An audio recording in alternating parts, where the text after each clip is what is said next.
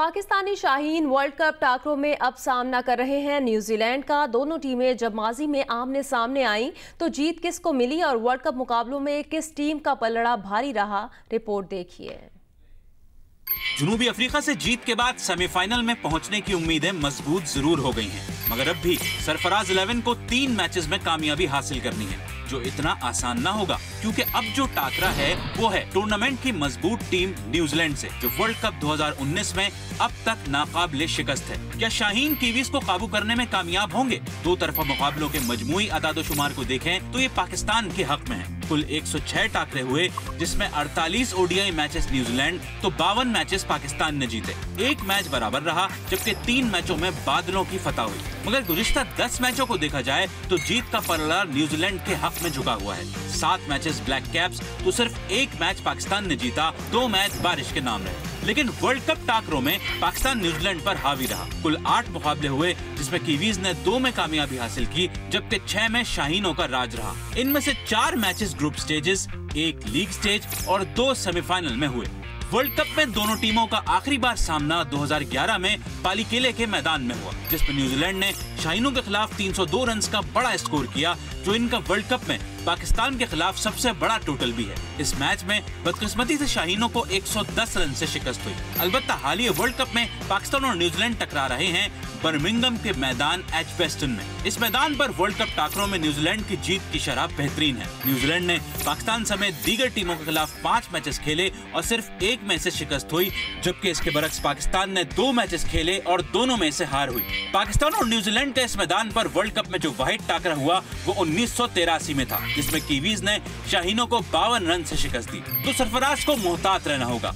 Edgbaston पर सरफराज की कप्तानी को देखें तो उन्होंने चैंपियंस ट्रॉफी के 2 मैचेस में टीम को लीड किया, 1 जीता और 1 हारा, जबकि कीवीज भी केन विलियमसन की कप्तानी में 2 बार मैदान में उतर चुके हैं, जिसमें 1 मैच तो बारिश की नजर हुआ, जबकि दूसरा इसी वर्ल्ड कप में जनूबी अफ्रीका के खिलाफ खेला और 4 विकेटों से फतह हासिल की। केन विलियमसन ने इस मैच में 106 रन की नाकाबिले शिकस्त इनिंग्स भी खेली। ऐसे में ग्राउंड पर टॉस के अदादोशुमार को देखें तो वो पहले फील्डिंग करने वाली टीम को सपोर्ट करते हैं। कुल 59 मैचेस में 28 बार पहले फील्डिंग करने वाली टीम को फतह मिली, जबकि 24 बार पहले बल्ला संभालने वाली टीम ने मैदान मार लिया। तो सरफराज 11 के लिए मुकाबला सख्त है। ऐसे में क्या वो कीवीज को वर्ल्ड कप 2019 में पहली शिकस्त देने में कामयाब होंगे? इसका जवाब जल्द मिल जाएगा। मुल्क भर में क्रिकेट का जुनून सर चढ़कर बोल रहा है। जनूबी अफ्रीका को शिकस्त देकर पाकिस्तानी शाहीनों ने कम बैक किया और कौम में नई रूह फूंक दी। लोगों का जोश और जज्बा दीदनी है और वो वर्ल्ड कप में पाकिस्तान की फतह के ख्वाहिशमंद हैं। सक्खर से रिपोर्ट करेंगे जियो न्यूज के नुमाइंदे चौधरी मोहम्मद इरशाद। जूं जूं वर्ल्ड कप आखिरी मराइल में दाखिल हो रहा है, लोगों का जोश और जज्बा भी बढ़ता जा रहा है। शायकीन क्रिकेट और क्रिकेटर अपनी कौमी टीम से उम्मीदें लगाए बैठे हैं कि कौमी टीम वर्ल्ड कप लेकर पाकिस्तान लौटेगी। हम इस वक्त मौजूद हैं इस्पिल स्टेडियम में। साउथ अफ्रीका के खिलाफ हमारी बैटिंग भी अच्छी गई और बॉलिंग भी अच्छी गई, मगर फील्डिंग में थोड़ी कमी थी। इंशाल्लाह पाकिस्तान न्यूजीलैंड से जीतेगा, जैसे अफ्रीका से जीता है। जैसे साउथ अफ्रीका को हराया, इसको न्यूजीलैंड को भी इसी तरह इंशाल्लाह शिकस्त देंगे। शायकीन क्रिकेट और क्रिकेटर पुरजोश हैं, उनकी उम्मीदें हैं कि पाकिस्तान कौमी क्रिकेट टीम फाइनल पर पहुंचेगी और फाइनल जीतेगी। कौमी टीम वर्ल्ड चैंपियन बनेगी। हमारे कौमी टीम के साथ है। हुकूमत के खिलाफ सड़कों पर निकलें या अभी और इंतजार किया जाए? मौलाना फजलुर रहमान की क़यादत में APC में गौर किया जाएगा। शहबाज शरीफ की क़यादत में नून लीग का 10 रुकनी वफ्द APC में शिरकत करेगा। पीपल्स पार्टी की जानिब से 5 रुकनी वफ्द का ऐलान। बिलावल भुट्टो जरदारी की शिरकत का फैसला न हो सका। ANP और MMA को भी दावत दे दी गई है। हुकूमत को टफ टाइम देने की कोशिश। अपोजिशन जमातों की ऑल पार्टीज कॉन्फ्रेंस मौलाना फजलुर रहमान की क़यादत में आज होगी। APC में बिलावल भुट्टो जरदारी की शिरकत का फैसला तो न हो सका, ताहम पीपल्स पार्टी का वफ्द यूसुफ रजा गिलानी, रजा रब्बानी, नैयर बुखारी, शेरी रहमान और फरहतुल्लाह बाबर पर मुश्तमिल होगा। शहबाज शरीफ और मरियम नवाज की क़यादत में मुस्लिम लीग नून के वफ्द में शाहिद खाकान अब्बासी, एहसान इकबाल, अमीर मकाम, अब्दुल कादिर बलोच, शाह मोहम्मद शाह और राना सनाउल्लाह शामिल हैं। चेयरमैन मुस्लिम लीग नून राजा जफरुल हक भी शिरकत करेंगे। जा रहे हैं, इंशाल्लाह हमारा वक्त जाएगा, वहाँ पर हम भरपूर शिरकत करेंगे और फिर तमाम पार्टी के साथ मिलकर मुशावरत के साथ एक लाया APC में शिरकत के लिए मौलाना फजलुर रहमान ने सेनेटर हासिल बजिंजो, सरदार अख्तर मेंगल, महमूद खान अचकजई, असफंदियार वली, आफ्ताब अहमद खान शेरपा को भी दावतनामे भिजवाए। मुत्तहिदा मजलिस अमल के सेनेटर सिराजुल हक, साजिद नकवी, साजिद मीर और अवैस नूरानी को भी दावत दी गई है। ताहम जमात इस्लामी ने कॉन्फ्रेंस में शिरकत करने से मौजरत कर ली है। वजीर आजम की मुआविन खुसूसी बराए इत्तलात फिरदौस आशिक ऐवान और वजीर दिफा परवेज खटक का कहना है कि अपोजिशन की तहरीक उनके सीने में ही दम तोड़ जाएगी। इंशाअल्लाह इमरान खान साहब 5 साल पूरे करेंगे और APC का एजेंडा ही इंतशार का एजेंडा है और वो नाकाम इसलिए होगी कि उसमें अवाम के लिए कुछ नहीं है। APC में नून लीग की क़यादत भरपूर शिरकत कर रही है। ताहम पीपल्स पार्टी के चेयरमैन बिलावल भुट्टो शिरकत करेंगे या नहीं, ये फैसला पार्लिमानी पार्टी के इजलास में किया जाएगा। ऑपोजिशन APC करे या तहरीक चलाए, NRO नहीं मिलेगा। वजीर आजम इमरान खान का 2 टोक ऐलान सामने आया। तहरीक इंसाफ की पार्लिमानी पार्टी के इजलास से खिताब में कहा, ऑपोजिशन एहतजाज का शौक पूरा करे, कोई परवाह नहीं, हम कारकर्दगी से जवाब देंगे। उन्होंने ये भी कहा कि NRO के लिए उनसे बराह रास्त राब्ता नहीं किया गया। तुर्की या किसी अरब मुल्क के सरबराह ने नवाज शरीफ से मुताल्लिक कोई बात नहीं की है। मुआशी समत का तयन कर दिया है, बहरान से निकल रहे हैं। अरकान पार्लियामेंट को भी टैक्स देने के लिए अवाम में आगाही मुहिम चलाने की हिदायत। वज़ीर आज़म इमरान खान की ज़ेर सदारत तहरीक इंसाफ और इत्तेहादियों की पार्लिमानी पार्टियों का इजलास पार्लियामेंट हाउस में हुआ। इजलास में बजट की मंजूरी के हवाले से हिकमत अमली और अरकान की बजट तजावीज़ पर तफसीली गौर किया गया। ज़राए के मुताबिक इजलास से खिताब में वज़ीर आज़म इमरान खान ने कहा कि किसी मुल्की शख्सियत, तुर्की या अरब ममालिक के किसी सरबराह ने नवाज शरीफ के लिए NRO से मुतालिक उनसे बराह रास्त राब्ता नहीं किया, क्योंकि सबको मालूम है मैं करप्शन केसेस पर समझौता नहीं करूंगा। ज़राए के मुताबिक वज़ीर आज़म ने कहा कि NRO किसी सूरत नहीं होगा, चाहे जितने मर्जी राब्ते कर लें। मुआविन खुसूसी बराए इत्तलात फिरदौस आशिक ऐवान ने इजलास के बाद बताया कि वज़ीर आज़म ने डील की इत्तलात की सख्ती से तरदीद की है। सोशल मीडिया में एक बयानिया चलाया गया कि शायद ये हमारा जो एक कतरी खत के साथ जुड़ा खानदानी मेल मिलाप है, उस खानदानी मेल मिलाप को रिलीफ देने के लिए शायद कतर ने ये कोई सपोर्ट दी है, तो उसको दोबारा से प्राइम मिनिस्टर ऑफ पाकिस्तान ने डिस्पेल की है, उसकी नफी की है। ज़राए के मुताबिक अपोजिशन की ऑल पार्टीज कॉन्फ्रेंस पर वज़ीर आज़म इमरान खान का कहना था कि अपोजिशन APC बुलाए या तहरीक चलाए, कोई परवाह नहीं, तहरीक इंसाफ अपनी कारकर्दगी के जरिए जवाब देगी। मौजूदा हालात में इससे बेहतर बजट बन ही नहीं सकता। वज़ीर आज़म ने कहा कि कबायली इलाकों और बलोचिस्तान के तरक्याती कामों की खातिर मुल्की तारीख में पहली बार पाक फौज ने अपनी तनख्वाहों में इजाफा नहीं लिया, मुआशी समत का तयन कर दिया है, बहरान से निकल रहे हैं। अरकान पार्लियामेंट भी टैक्स देने के लिए अवाम में आगाही मुहिम चलाएं। ज़राए के मुताबिक इजलास के दौरान अरकान ने शिकवा किया कि सिर्फ सियासतदानों का एहतसाब हो रहा है, ब्यूरोक्रेसी को कोई नहीं पूछता। जिन ब्यूरोक्रेट्स के बच्चे बाहर पढ़ते हैं उनसे भी सवाल होना चाहिए। साथी रिपोर्टर अयाज अकबर यूसुफजई के साथ Asif Bashir Chaudhry, Geo news, Islamabad. Speaker Punjab assembly Chaudhry Pervaiz Elahi ने कहा है कि इंशाअल्लाह इमरान खान की हुकूमत 5 साल पूरे करेगी। हमारे MNA और MPA उनका भरपूर साथ देंगे। बजट सूबाई हो या विफाकी, पास हो जाएगा। इंशाअल्लाह इमरान खान साहब 5 साल पूरे करेंगे और APC का एजेंडा ही इंतशार का एजेंडा है और वो नाकाम इसलिए होगी कि उसमें अवाम के लिए कुछ नहीं है।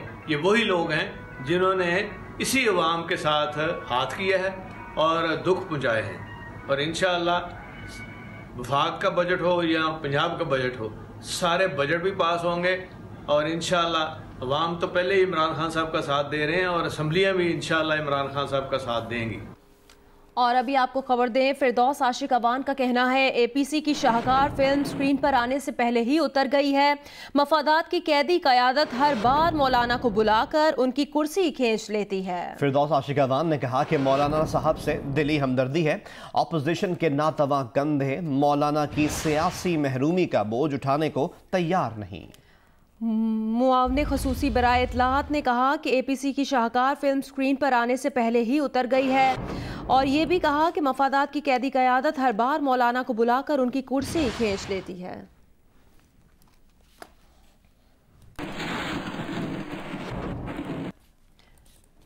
और अभी आपको खबर दें, मुशीर खजाना की ज़ेरे सदारत इक़्तिसादी राब्ता कमेटी का इजलास आज होगा। इजलास में गैस की कीमतों में इजाफे पर फैसला किए जाने का इम्कान है। ज़राए के मुताबिक इजलास में सऊदी अरब से उधार पर तेल की सहूलत पर गौर किया जाएगा। सऊदी अरब से उधार तेल की सहूलत 1 जुलाई से शुरू हो जाएगी। ज़राए बताते हैं कि पाकिस्तान स्टेट ऑयल सऊदी अरब से पेट्रोलियम मसनूआत की दरामद करेगा। सऊदी डेवलपमेंट फंड पाकिस्तान को माहाना 27 करोड़ 50 लाख रुपए का उधार तेल देगा। ज़राए के मुताबिक पाकिस्तान जेम्स ज्वेलरी कंपनी को ज़िमनी ग्रांट्स फराहम करने की समरी पर भी गौर होगा।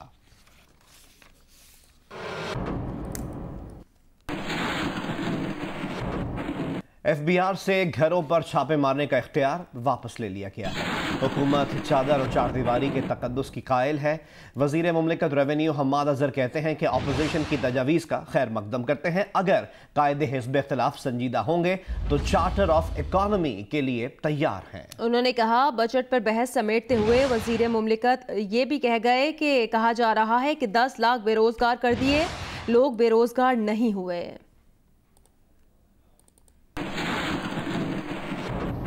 जनाब स्पीकर, इनकम टैक्स कमिश्नर्स से घरों पर छापे मारकर सोने और डॉलर बरामद करने के इख्तियारात वापस ले लिए गए हैं। उसकी वजह यह है जनाब स्पीकर कि हम नहीं चाहते कि चादर और चार दीवारी को पामाल किया जाए। मुल्क में कुछ बुनियादी मईशत के मसाइल हैं और इन मसाइल को हल करने के लिए हमें कुछ सख्त फैसले करने पड़ेंगे। उस सख्त फैसले करते वक्त या तो हम सियासी मुफादात को सामने रख के पॉलिटिकल पॉइंट स्कोरिंग कर सकते हैं या हम एक मुस्बत मईशत के ऊपर बहस कर सकते हैं। जनाब स्पीकर, अगर वो संजीदा होंगे कायदे हिस्ब इख्तिलाफ तो हम उनकी इस पेशकश को खैर मकदम करेंगे। हमने कोई टैक्स नहीं लगाया आटे पे। एक कहते हैं कि घी पे आपने टैक्स लगा दिया, बिल्कुल गलत। कहा गया कि चीनी पे आपने टैक्स लगा दिया गया, ये बात दुरुस्त है। खुद चंद मेंबरान ने खुद ही गिन लिया कि ये लोग जो है वो बेरोजगार हुए हैं। लोग बेरोजगार नहीं हुए, हमारी एक्सपोर्ट्स की वॉल्यूम में इंक्रीज हुआ है। और अब आपको बताएं कि आसिफ अली जरदारी कौमी असम्बली की 3 कायमा कमेटियों के रुकन मुकर्रर कर दिए गए हैं। इसका नोटिफिकेशन भी जारी हो गया है। आसिफ जरदारी को कायमा कमेटी बराए टेक्सटाइल, आबी वसाइल और कॉमर्स का रुकन बनाया गया है। रहनुमा पीपल्स पार्टी नवीद कमर का कहना है कि हमने 5 कमेटियों की दरख्वास्त की थी, उन्होंने 3 का मेंबर बनाया है। मेयर कराची और रहनुमा MKM पाकिस्तान वसीम अख्तर और सूबाई वजीर बल्दियात और रहनुमा पीपल्स पार्टी सईद गनी दोनों ने कराची में जगह जगह फैले कचरे और गंदगी की जिम्मेदारी कबूल करने से इनकार कर दिया। प्रोग्राम कैपिटल टॉक में सीनियर सहाफ़ी हामिद मीर के सवाल का जवाब देते हुए मेयर कराची वसीम अख्तर ने कराची में फैले कचरे की जिम्मेदारी सिंध हुकूमत पर डाल दी, जबकि सईद गनी ने कहा कि कचरा उठाने की जिम्मेदारी सिंध हुकूमत की नहीं है। ये माफिया है पूरा, ये सारा माफिया है। ये जो कचरे का ढेर है वो कचरे का ढेर है। ये कचरा यहाँ लाते हैं और इसमें से पिक करते हैं अपने काम की चीज़ें, बाकी इधर डंप कर देते हैं। ये काम है रोकना किसको? Solid waste management board, Sindh government, मगर वो काम नहीं कर रही है। ये जो कचरा है ये उठाना आपकी जिम्मेदारी नहीं है? नहीं, फिलवक्त नहीं है। मैं आपको थोड़ा सा समझा दूं कि सॉलिड वेस्ट मैनेजमेंट बोर्ड जो है वो खुद से कराची से कचरा नहीं उठाता। ये बुनियादी तौर पर जिम्मेदारी DMCs की है। कानून के मुताबिक जो कचरा उठाने का जो फंक्शन है वो DMCs के पास है और पहले टाउन्स के पास हुआ करता था। नवाब शाह के गुंजान आबाद इलाके मनुआबाद और गरीब आबाद के दरमियान कचरा कुंडी और गंदे पानी के जोहड़ के बायस इलाका मकीनों की जिंदगी अजीरन हो गई है। तफसीलात बताएंगे मोहम्मद अनवर शेख। जी, नवाबशाह के गुंजान आबाद इलाके मनुआबाद और गरीबाबाद के दरमियान 12 एकड़ रकबे पर ये कचरा कुंडी और गंदे पानी के जोहड़ की वजह से इलाका मकीनों की जिंदगी अजीरन होकर रह गई है। आपको बताता चलूं कि यहाँ पर पूरे शहर का कचरा लाकर डाला जाता है, जबकि इलाका मकीनों का कहना है कि यहाँ पर पूरे शहर का गंदा पानी छोड़ा जाता है, जिसकी वजह से ये जोहड़ बन गया। आपको ये भी बताऊं कि यहाँ पर लोगों का ये कहना है कि यहाँ पर गंदगी और ताफुन की वजह से सांस लेना भी दुभर हो गया। जिल्द के अलावा दीगर बीमारियां यहाँ फैल रही है, जबकि इस पानी की वजह से जो है वो इलाके की इमारतें उनको भी नुकसान पहुंच रहा है। उनका ये भी कहना है कि इस मैदान में हॉकी स्टेडियम बनाने के दावे किए गए थे नवाबशाह, जहाँ पर 4 साल से बल्दियाती निजाम कायम है, लेकिन इस इलाके की फिर भी किस्मत नहीं बदली है। इलाका मकीनों का मुतालबा है कि फौरी तौर पर यहाँ गंदगी को खत्म करके यहाँ पर हॉकी स्टेडियम बनाया जाए। मौसम के बारे में आपको अपडेट करें। मुल्क के बेशतर इलाकों में मौसम गर्म और खुश्क रहेगा। महकमा मौसमियात की पंजाब के मैदानी इलाकों और सिंध में मौसम शदीद गर्म रहने की पेशगोई। कल्लात, सरगोदा डिवीज़न और कश्मीर में चंद मकामात पर आंधी और गरज चमक के साथ बारिश का इम्कान है। गुज़श्ता रोज योब, कल्लात, हैदराबाद, मालाकंड, हज़ारा डिवीजन और गिलगित बल्तिस्तान में चंद मकामात पर आंधी और गरज चमक के साथ बारिश हुई। मुल्क के दीगर इलाकों में मौसम गर्म और खुश्क रहा। सबसे ज्यादा बारिश योब में 23, कल्लात में 1, मिठी में 6, बगरोट में 5, करदू, बालाकोट में 4, कालाम में 1 मिलीमीटर बारिश रिकॉर्ड की गई।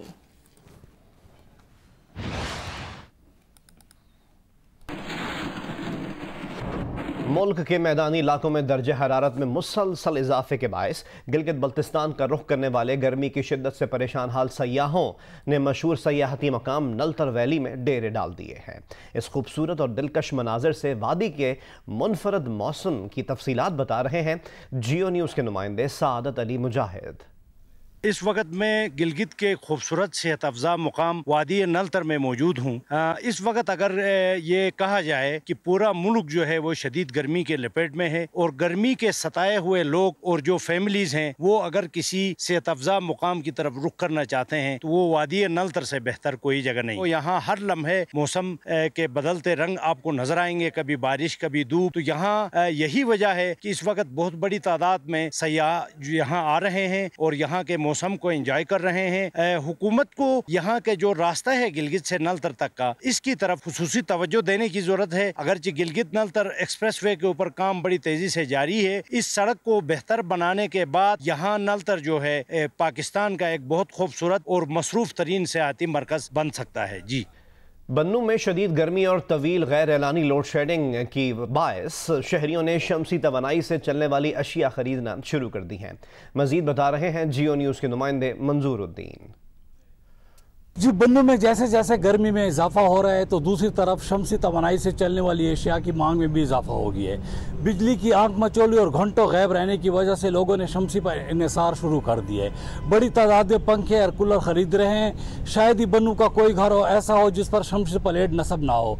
दूसरी तरफ लोगों का यह भी कहना है कि पेट्रोल महंगा होने की वजह से हम जनरेटर का खर्चा बर्दाश्त नहीं कर सकते। शमसी पर रकम तो एक दफ़ा खर्च होती है और दीगर झंझट नहीं होती, इसलिए हम जनरेटर की जगह शमसी तवानाई को ज्यादा तरजीह देते हैं। जी, इंटरनेशनल हॉकी फेडरेशन ने पाकिस्तान पर आयद जुर्माना बरकरार रखा है। FIH और पाकिस्तान हॉकी फेडरेशन के दरमियान मशरूत मुआहदा हो गया है, जिसके तहत पाकिस्तान हॉकी फेडरेशन जुर्माने का 50% अदा करेगा, जबकि बकिया 50% डेवलपमेंट प्रोग्राम पर खर्च करेगा। FIH ने प्रो हॉकी लीग से दस्तबरदारी पर पाकिस्तान पर 2 करोड़ 40 लाख रुपए जुर्माना आयद किया था, जिसे हॉकी की आलमी तंजीम ने स्विट्जरलैंड के शहर में मसालियती मुआहदे के तहत बरकरार रखा। मशरूत मुआहदे के तहत जुर्माने को 2 हिस्सों में तकसीम किया गया। पाकिस्तान को 50% जुर्माना अदा करना होगा, जबकि बकिया 50% जुर्माने की रकम यूथ डेवलपमेंट प्रोग्राम पर लगानी होगी। पाकिस्तान को जुर्माने की पहली किस्त इस साल 19 अगस्त तक अदा करना होगी। अदम अदायगी पर पाकिस्तान टोक्यो ओलंपिक्स 2020 के क्वालिफाइंग राउंड में शिरकत नहीं कर सकेगा। जुर्माने का दूसरा निस्फ हिस्सा जुलाई 2020 तक 3 किस्तों में अदा करना होगा। जुर्माने की निस्फ रकम अगले 2 बरसों में हॉकी के यूथ डेवलपमेंट प्रोग्राम पर खर्च करना होगी। इन तरक्याती फंड्स की निगरानी एशियन हॉकी फेडरेशन करेगी, जिसकी रिपोर्ट दस्तावेजी शहादतों के साथ FIH को पेश करना होगी।